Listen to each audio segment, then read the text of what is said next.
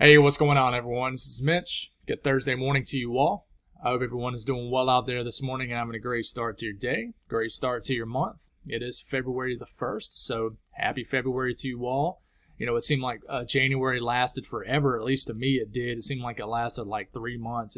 When I think back to like New Year's Day, it seems like that was so long ago, at least to me, but I know everybody probably has different thoughts on that. But we are done with January, moving into February, so here to figure out what this month is going to bring us. So I definitely, just want to say right off the dot, thank y'all for a very successful month. It was my most successful month ever on my YouTube channel. January 2024 was. It beat out January of 2022, which was a month that was just a huge month that really pushed my channel to another level. But this January definitely beat it. So thank y'all for the amazing support there. But here to talk about the weather, we're going to break it down for you folks, talk about who's going to see what for your Thursday. We'll even extend a little bit into our Friday for certain areas of the country. After we talk about the weather for today, we will speak on what's to come into our Friday, into our weekend, as we are watching a storm system that could bring some severe weather to areas of Texas. I think the severe weather, a chance, will really be there after the sun sets for tomorrow night for our Friday night. So we will give you some information on that. There is a chance that the severe weather threat could increase somewhat. Right now, just a marginal risk could increase to a level 2 out of 5 risk, which is our slight risk. So we'll get very detailed on that tonight, but we will give you some information on it in this morning's video. And then we will talk more on this system we are watching for early next week. Regardless, there's going to be a system, but is there going to be any kind of winter weather with this? We look back to about 4 days ago, back over this past weekend. It was looking very exciting for areas of the southeast. Not so much anymore, but there's still an element of surprise at this system. I'm going to talk about why and why it's just hanging on by a thread. It's almost annoying to me personally because I'm ready to move past it, look at that mid-February pattern, but it still warrants to be talked about. So we are still going to try to explain it to you folks about why it is so close to doing something, and in my opinion, why I don't think it will, but we will continue to monitor it. So after that, we'll discuss some updated information on what we're seeing for February. We'll continue to do that because this pattern coming up, I think, is going to surprise a lot of people who think that winter is just over. So we'll continue to talk about that and figure that one out. So if you folks have not subscribed, certainly consider doing that. Like the video if you like it.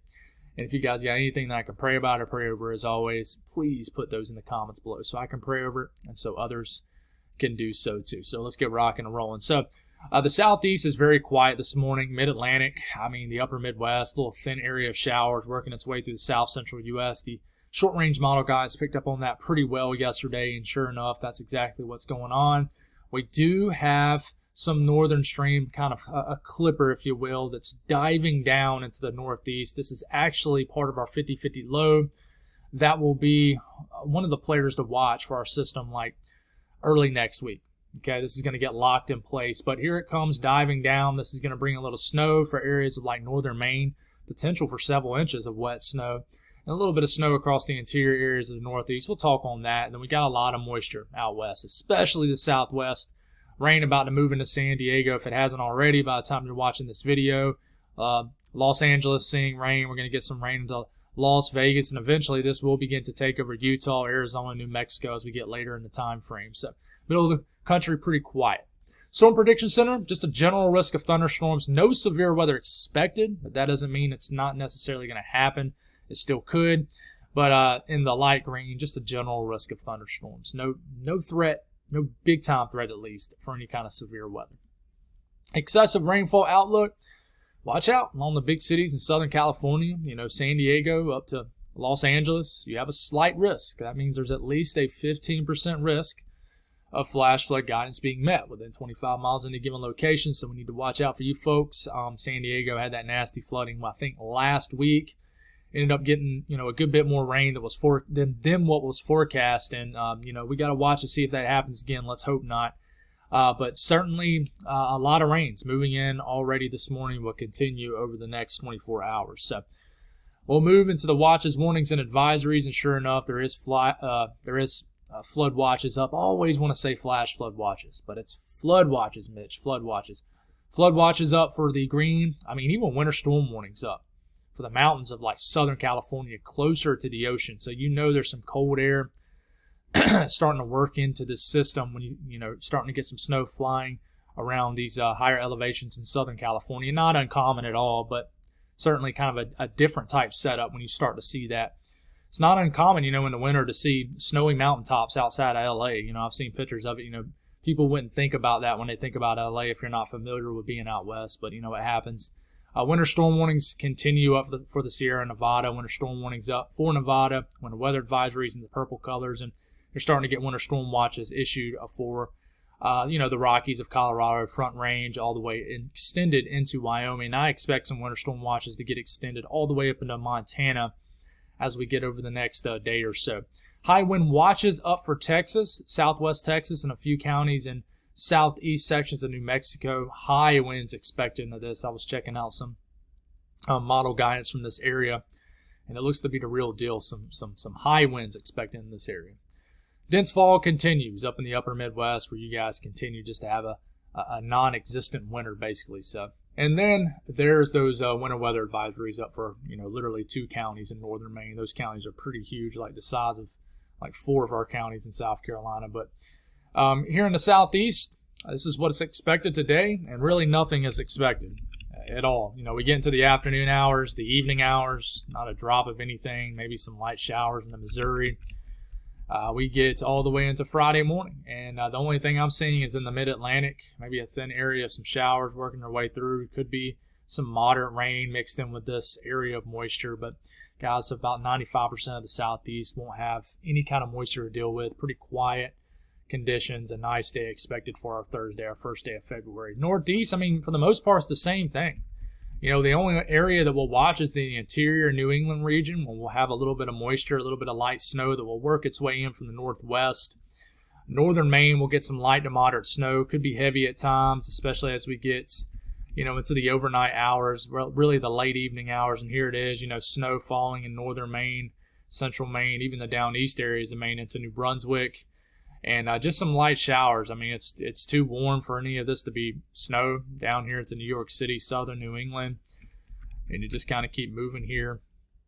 And then you get an area of showers that get going here in the Delmarva region, areas in the mid-Atlantic, kind of around the the I-95 corridor.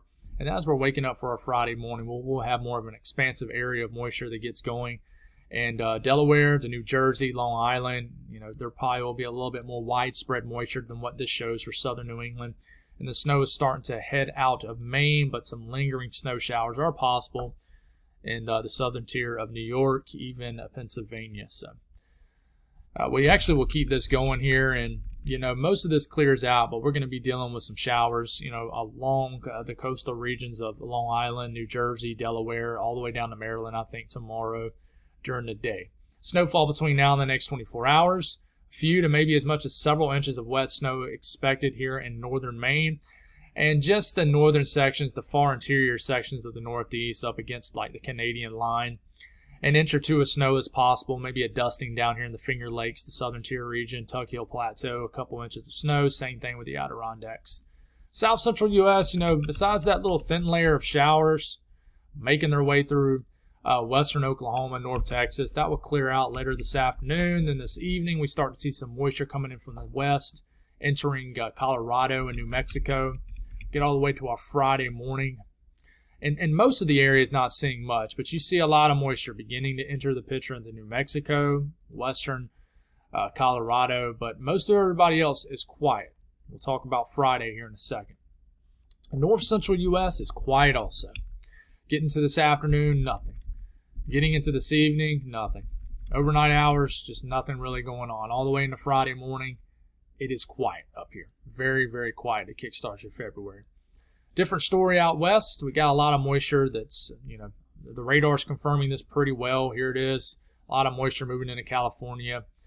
And this will continue. We make our way until about midday today. A lot of moisture will basically already be overspreading the state of Nevada. Las Vegas, you'll be seeing rain down here. A lot of heavy rain with some gusty winds, likely down to San Diego, Los Angeles. You're getting, after this main push of rain moves through, you'll just get rounds. Some of this will be in the form of some thunderstorms. Kind of, the San Francisco region, pretty much all the way down the California coastline, all the way up to Oregon. And this rain begins to move into Arizona as we get into like late afternoon, early this evening. This begins to move into like Phoenix, Flagstaff, maybe a little bit of snow. And then some moisture starting to take over Utah at this point, moving into Idaho. And then by the time we get all the way into about 4 or 5 o'clock in the morning tomorrow morning, this moisture is continuing in Arizona, pretty much all of Utah. Higher elevation snow, lower elevation rain, same deal.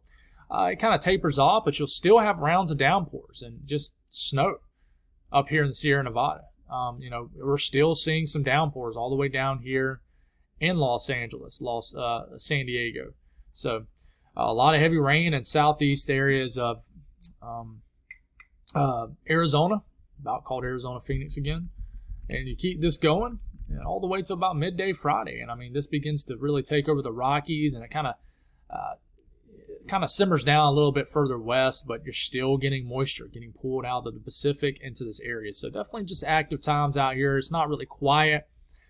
This storm will be pretty impactful today across California, and then as we get more so into tomorrow, not as crazy weather is expected today. And I don't even know if you would consider today crazy. A little bit closer look at California, and there it is. There's the heavy rain.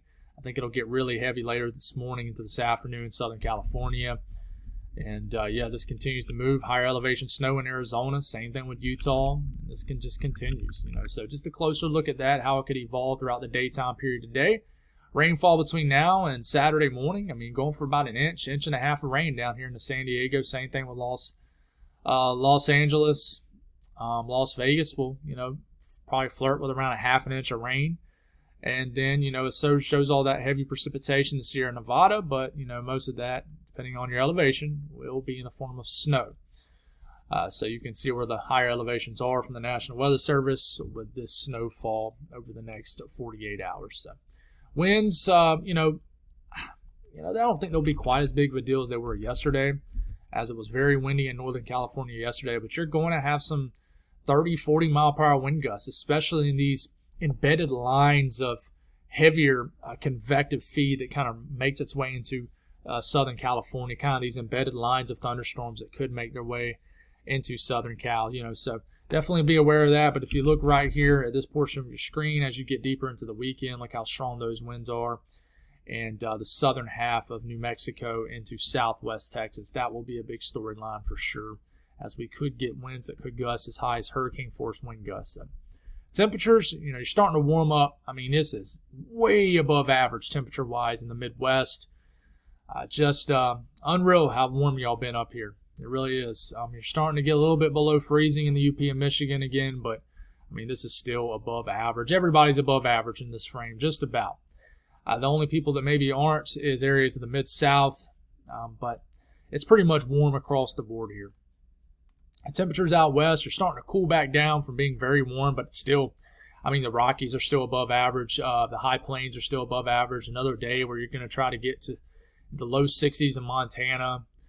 So, definitely very, very warm out here compared to average.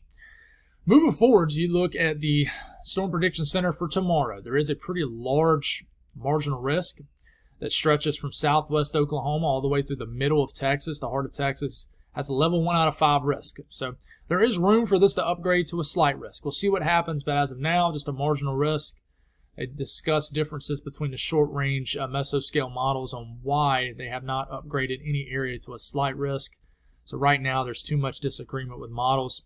There's a 2% risk of a tornado just south of Austin to San Antonio, all the way down to Corpus Christi, and south and southwest of Houston. So we'll watch out this area for a tornado threat. Winds, 5% risk of winds, and then hail, 5% risk of that. So, as of now, it does not look like a big threat.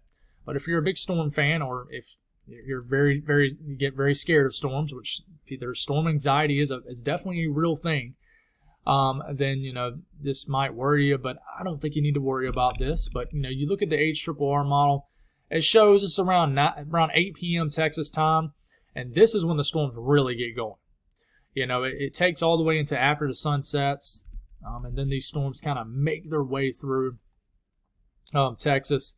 I think the further north in Texas and the western Oklahoma you get, the more of a line of storms this will likely be. But you get down here, you're dealing with the best overlapping of kinematic energy and thermodynamic energy. Kinematic meaning the favorable winds aloft that support forcing with storms, and even a turning with height with storms, meaning the wind direction changes as you get higher up in the atmosphere. And thermodynamics meaning higher moisture in the atmosphere, higher dew points, higher temperatures. Will be a little bit further south in Texas. And if you look at these little segments of storms right in here, they almost look like supercells.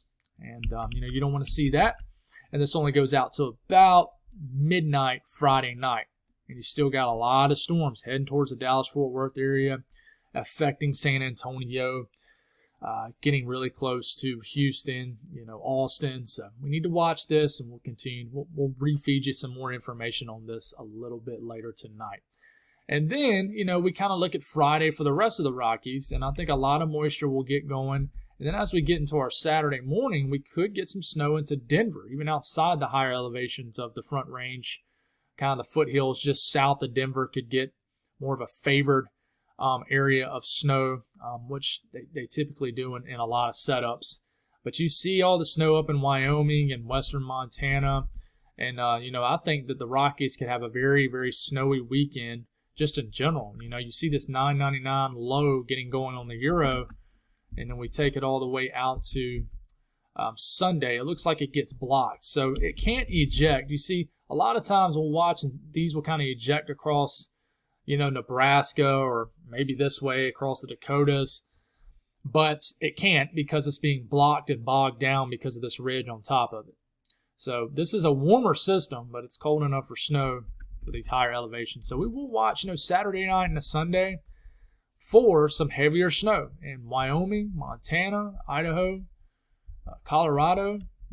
So we'll watch this system. It's definitely worth watching. And then here comes a big system that we will discuss in better detail tonight entering the West. This could be a powerful system that affects California and the Southwest and the Rockies as we are getting into the end of this coming weekend, early next week.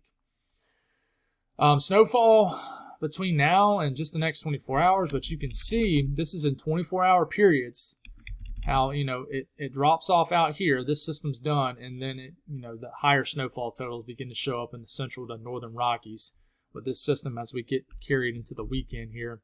And, we got to watch Denver. Could get a little bit of some light accumulations, especially south of the city. We'll see how this tweaks, but definitely as we get into the weekend, second half of the weekend, some heavy snow will fall in the central to northern Rockies for sure. So we continue to move this forward. We'll give you some updated information on this storm system we've been watching for early next week.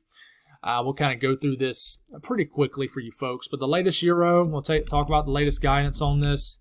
Latest Euro, here it comes on a Sunday night, bringing moisture into the deep south, all the way into South Carolina. A little bit of cold air is there in place for like southwest North Carolina, the Smokies. And the Euro says, hey, maybe some wet snow flies around these areas. South Carolina, Carolina's just too warm. It's all rain. And you keep this going. What happens after that? You see the cold air pushing down. If there's been any trend with this storm, it's been for more cold air. But the thing is you have no attachment to the southern stream and the northern stream. The upper low to the south, and then the 50-50 low to the north, and all the energy pinwheeling around it. There's no attachment. So, therefore, you cannot get this thing to crawl up the eastern seaboard and not only just affect the mid-Atlantic and the Northeast, winter weather-wise, but also the Carolinas, too, could get into it. But you keep this going, and you notice it tries to come down. And but this thing is cut off, meaning there's nothing pulling it. It's just kind of lost, kind of just chilling out there doing its own thing. There's no real strong currents pulling it one way or the other, really yanking on it. So you got a 992 millibar low Tuesday morning, and you got precipitation off the coast of the southeast. Cold air still lagging, and this is heading on out and doesn't do anything for anybody. The GFS was showing some interesting scenarios yesterday. And here it comes. You got moisture spreading across the deep south Sunday afternoon, a rainy day expected. Clouds on the increase for South Carolina, the Carolinas. Here comes the cold air trying to crash down to catch up with this moisture. And then we get into Monday afternoon, Monday evening, and it's heading on out. And then what does it do here? It tries to connect some energy, and that's why you're getting blue tossed back into the Delmarva, southern New England. The GFS likes more of the idea, and it especially did last night into yesterday evening, evening's run. But it throws some moisture back into the eastern coastline, tries to get some snow as far west as like eastern Mass, all the way into the coastline, almost of like New Jersey, Maryland, Delaware. I mean, it's snowing on the Outer Banks, Tuesday midday. If something like the GFS happens, and I think that this is possible. I'm not saying that it ain't going to happen. I don't like to say anything can't happen, but this is something to watch, and especially for my friends up here in the Northeast. You get into Tuesday evening, it's close. There's definitely enough cold air, and you see how that 540 line dives? This is that 540 line. It's cold air aloft. Dives down here, tries to catch up, but yeah, there's just no connection. So we're going to take a look at the energy in the atmosphere. This is energy in the atmosphere. We've showed this multiple times, and basically this big area right here, vibrant colors, the yellows, the oranges, and reds, that's our upper low. That's going to be there regardless. This is going to bring rain, a severe weather chance across Texas tomorrow night, maybe even a severe weather threat maybe Saturday for certain areas that we'll speak on tonight.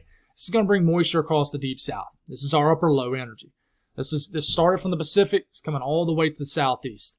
So you notice 10 runs ago, this was back on the run of the evening of January 29th. There was nothing up here. We were losing this. We were losing our cold air source. The only thing that we had was this upper low and for it to generate its own cold air. Now we fast forward, and what I want you to watch, there will be some changes with this. This is going to get pushed down. And the reason it gets pushed down is because this is what you're going to see on your screen will come into the picture. This is a suppressing mechanism because it brings cold air into this. And if it doesn't attach to this, it's just going to knock this big blob of energy down, which is our moisture feed. So I'm going to go 10 runs all the way to the present run because what you see right now is 10 runs back. So watch what happens. You see how you get energy starting to move into the northeast? And then you take it all the way to now. So I don't know if you notice what happened. All of a sudden you get energy that's now back into the northeast. This energy, pinwheeling around this 50-50 low, is a cold air source too. It's helping to yank down cold air from the north down. So all of a sudden you've suppressed this energy. You've brought more cold air down. So you kind of got a better trend with cold air, but a worse trend with moisture. How do you make both to come together? You have to merge this energy with this energy, which would take a lot of work. So you go all the way back to 10 runs, and you're getting a better feed from the north, but now you're losing this. You need this to connect somewhere into here. And it's trying, but it never quite does. So, you get this back off your screen, and here it comes. There's the northern stream energy diving down. It tries to catch up with this energy, but it's too late. It's too late. Now, on the GFS, is there enough to throw some light snow all the way back into the northeast coastline, even all the way down to the Outer Banks? That's close enough, but close but no cigar, right? So that's what's going on. I hope that makes sense for you. And, to look at the GFS ensemble, this is in 24-hour, periods. There's your signal. There's your weak signal for the southeast. It's went away. And yes, if you live west of Atlanta, no, that does not mean you're going to see 0.4 of an inch of snow. It's not how it works. It's just an ensemble run. You probably got one fluke run generating a mean in that area.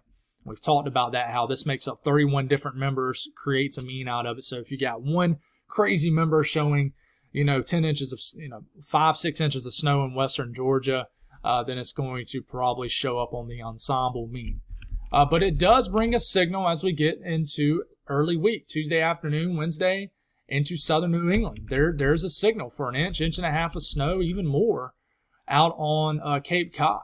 And there is a signal also in the Outer Banks. Even watch out Hampton Roads, which it seems like to be the area of the country that's talked about the most on all my social media platforms. It's hilarious. And when I first heard Hampton Roads, I thought that just everybody in Virginia lived on one road, but I didn't realize that it was just an area of Virginia. But anyways, I would watch out these areas. I'm not saying there's going to snow, but this is an area you want to watch right into here. And I think the GFS ensemble shows it well. You want to watch right into here. You do. I still say that's worth paying attention to.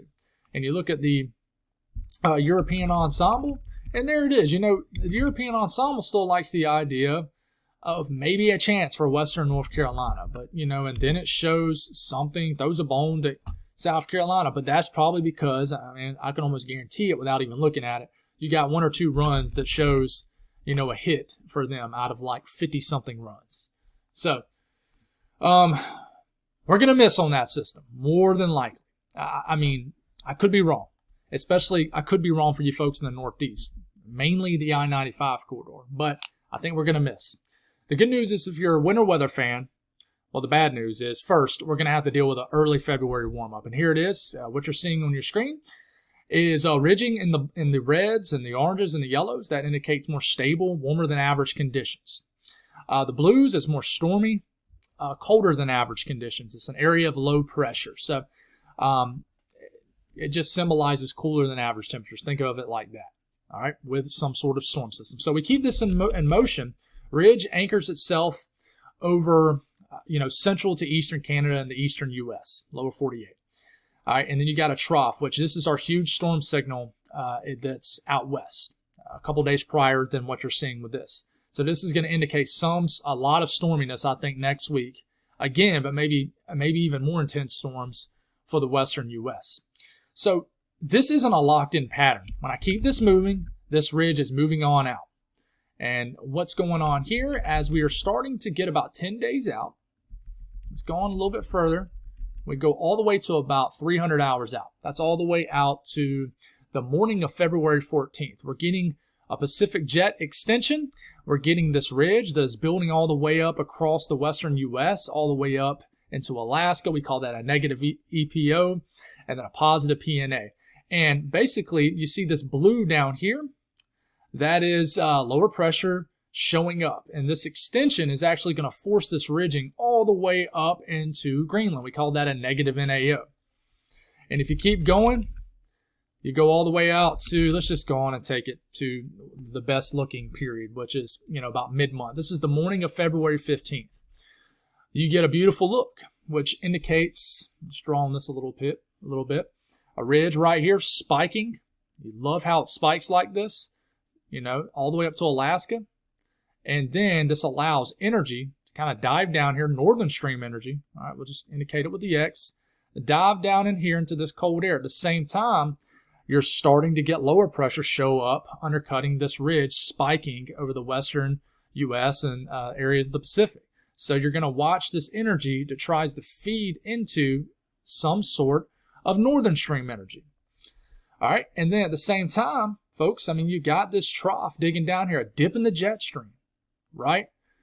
So what's going on is you got a cold air feed because you're getting this trough dig, and it looks like you're getting a cross-polar flow, which means you're getting a polar flow all the way from the Arctic. So this could combine with energy coming in from the south, energy coming in from the north, and all of a sudden, you're probably going to get some storm signal mid-month in this range right in here. And maybe I drew this a little bit too south.